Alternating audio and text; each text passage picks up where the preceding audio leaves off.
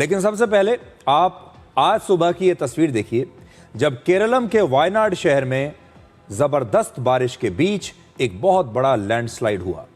आज सुबह 11:15 बजे अचानक पहाड़ से मिट्टी का एक बड़ा हिस्सा पानी के साथ तेजी से नीचे की तरफ खिसकने लगा। इसे देखकर वहां मौजूद लोग अपनी जान बचाने के लिए इधर उधर भागने लगे और इस मलबे के रास्ते में जो कुछ भी आया, चाहे वो पेड़ पौधे हों, घर हों, बिल्डिंग हो, बस हो या फिर ट्रक हो, ये सबको अपने साथ किसी खिलौने की तरह बहाकर ले गया। यह दुर्घटना उस जगह पर हुई जहां लगभग 8 किलोमीटर लंबी एक सुरंग बनाई जा रही है और इसी टनल से निकाली गई मिट्टी को, मलबे को बाहर जमा किया गया था और लगातार बारिश की वजह से यही मिट्टी खिसक गई। अब तक इस दुर्घटना में 3 लोगों की मौत हुई है, 7 लोग अब भी लापता हैं और इसके बाद पुलिस और एनडीआरएफ ने लोगों को वहां से बचाने के लिए अपना ऑपरेशन शुरू किया। लेकिन आज सिर्फ कुछ ही सेकंड में पूरे इलाके का नक्शा बदल गया। ये पूरा इलाका मिट्टी और मलबे से ढक चुका है और इस तस्वीर की आज पूरे देश में चर्चा हो रही है। लोग इन तस्वीरों को जब देख रहे हैं तो उन्हें यकीन नहीं हो रहा कि ऐसा भी हो सकता है।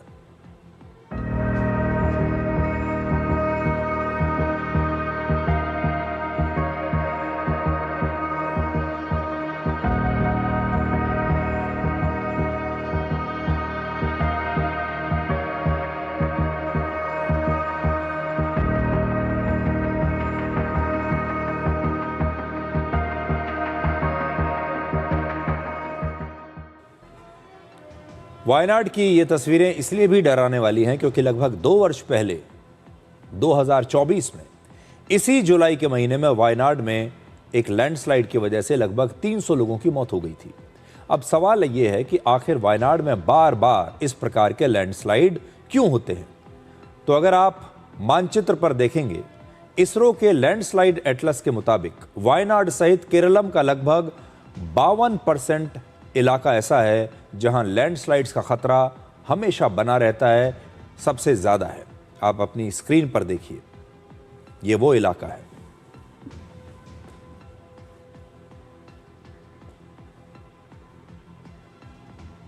वायनाड की लगभग 51% जमीन पर पहाड़ी ढलान मौजूद है और जब यहां लगातार तेज बारिश होती है तो मिट्टी पूरी तरह से पानी से भर जाती है। इसके अलावा गुरुत्वाकर्षण के कारण पूरी ढलान नीचे खिसकने लगती है और लैंडस्लाइड होता है।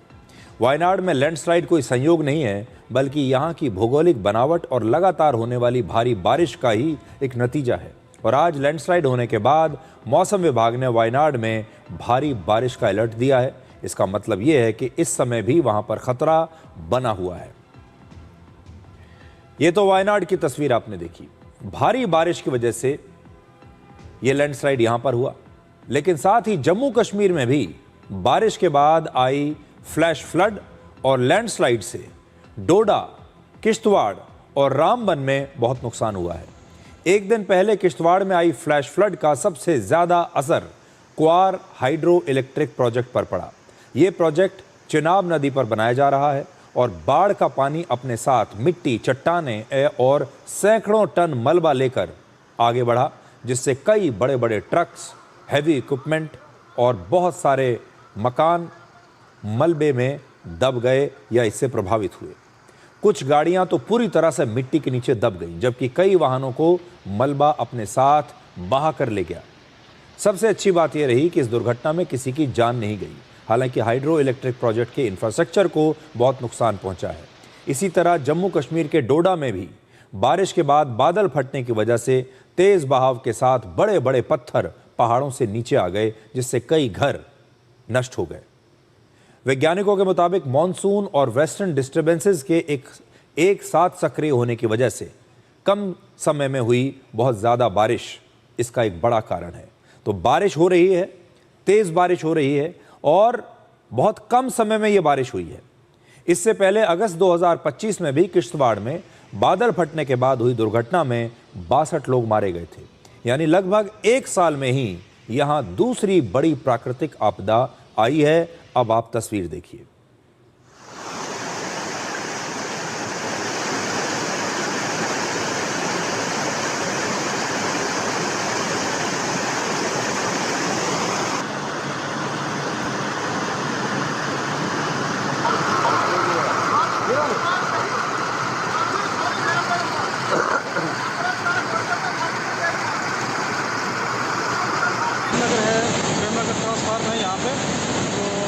है तो बहुत ही भारी बारिश के कारण बहुत ही पानी बह रहा है ऊपर से, बहुत पानी बह रहा है ऊपर से। ये देखिए ये मंदिर है प्रेमनगर में, मंदिर के साथ दुनिया ये प्रेमनगर है।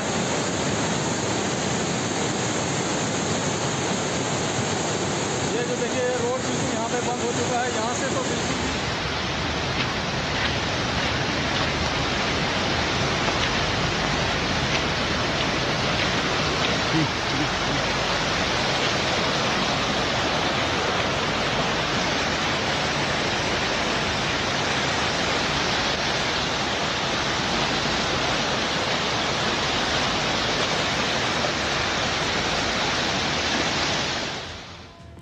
हमारा देश भी बड़ा अजीब है। जब हमारे देश में बारिश नहीं आती तब भी लोग शिकायत करते हैं कि बारिश नहीं आ रही, बारिश कम हो रही है। उसका अपना एक नुकसान है क्योंकि गर्मी बहुत ज़्यादा पड़ती है, फिर गर्मी की वजह से लोग मरते हैं और देश का बड़ा नुकसान होता है अगर बारिश ना आए। और जब बारिश आती है तो ऐसी आती है कि वो अपने साथ इस तरह की तबाही लेकर आती है। अब जब बारिश इस प्रकार की आती है तो हमारे देश के इंफ्रास्ट्रक्चर को नुकसान होता है और कई बार हमारे ही देश में एक लॉबी है जो हमारे इंफ्रास्ट्रक्चर पर ही सवाल उठाने लगती है। इसलिए अब हम आपको ये बताएंगे कि कैसे हमारे ही देश में एक पूरा इकोसिस्टम ऐसा है जिसे ना तो हमारा देश पसंद है और ना ही यहाँ का इंफ्रास्ट्रक्चर। इस इकोसिस्टम में विपक्षी दलों के नेता हैं, पत्रकार हैं और बहुत सारे लोग हैं, बुद्धिजीवी हैं।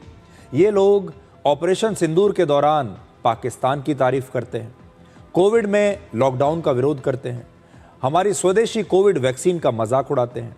ये वही लोग हैं जिन्होंने मिशन चंद्रयान का मजाक उड़ाया। जब हमने अपना स्वदेशी फाइटर जेट तेजस बनाया तो इसी लॉबी ने तेजस की आलोचना शुरू कर दी। ये इकोसिस्टम हमारे देश के चुनावों पर सवाल उठाता है। Supreme court, election commission, ED, CBI और यहाँ तक कि पूरे भारत के लोकतंत्र पर ही सवाल उठाता है। अब इसी लॉबी ने एक नया काम शुरू किया है और वो है भारत के वर्ल्ड क्लास इंफ्रास्ट्रक्चर को बदनाम करने का। आपने नोट किया होगा, जैसे देश में कोई बड़ा एक्सप्रेसवे जब हमारे यहाँ बनता है और हजारों किलोमीटर लंबी सड़क पर अगर किसी एक जगह पर कोई गड्ढा बन जाए तो उसकी तस्वीरें अचानक से वायरल कर दी जाती हैं और ये कहा जाता है कि देखिए जो सड़कें बन रही हैं, जो इंफ्रास्ट्रक्चर बन रहा है, ये बड़ा घटिया क्वालिटी का बन रहा है। ये हाल ही में आपने देखा होगा। अब देखिए, सिर्फ 6 दिनों में ही मुंबई में पूरे मॉनसून की लगभग 60% बारिश हो गई। 6 दिन में मॉनसून की 60% बारिश हो गई। ये बहुत बड़ी बात है। मॉनसून का पूरा सीजन लगभग 4 महीने का होता है, यानी 4 महीने में जो कुल बारिश होनी थी उसका लगभग 60% सिर्फ 6 दिनों में ही हो गया। दुनिया का कोई भी इंफ्रास्ट्रक्चर इस तरह की भारी बारिश को बर्दाश्त नहीं कर सकता। लेकिन हमारी देश विरोधी इसी लॉबी ने अब यह प्रचार करना शुरू कर दिया कि मुंबई पुणे एक्सप्रेसवे का मिसिंग लिंक का एक हिस्सा पहली बारिश में ही बह गया। हालांकि सिर्फ 24 घंटे के बाद आज इस हिस्से पर ट्रैफिक फिर से शुरू हो गया, लेकिन यह इकोसिस्टम आज इस बात का जवाब नहीं देगा कि 24 घंटे पहले एक्सप्रेसवे का जो हिस्सा खत्म हो गया था, नष्ट हो गया था, वो आज अचानक शुरू कैसे हुआ। असल में मिसिंग लिंक इस मुंबई पुणे एक्सप्रेसवे का लगभग 13 किलोमीटर लंबा एक नया हिस्सा है। इसकी वजह से मुंबई और पुणे के बीच की दूरी लगभग 6 किलोमीटर कम हो गई और इसे एक्सप्रेसवे के उस हिस्से को बाईपास करने के लिए बनाया गया है जहां अक्सर लंबा ट्रैफिक जैम लगता था।